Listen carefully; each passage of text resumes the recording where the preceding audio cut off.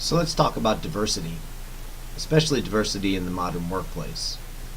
Diversity is a concept that's been around for a good long time, and it really started to make traction in the civil rights movement of the 1960s. Uh, Legislation like the Civil Rights Act, Equal Pay Act, Age Discrimination Act in the late 1960s, and the American with Disabilities Act in the early 1990s legislatively mandated certain protections of vulnerable populations within the workplace. So it's not like diversity is a new concept. As a matter of fact, as I've talked to human resource managers over the last few years of my life, I've realized that diversity has been around long enough and argued about long enough that it's becoming, albeit a useful term, a contentious one.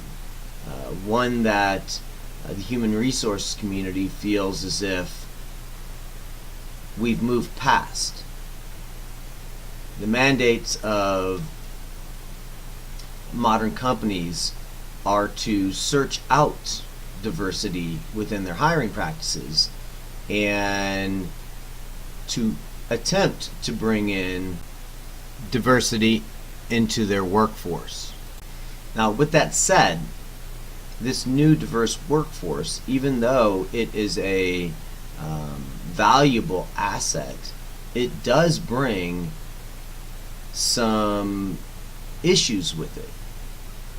In my mind, diversity in the workplace, at least as it's initially being incorporated into your hiring practices, will create conflict in a existing homogeneous workforce. And what I mean by that is that if, let's say you have a predominantly white male workforce that was raised in the United States and is either religious or not religious, and all of a sudden you start bringing in African Americans, Mexican Americans, Indian Americans,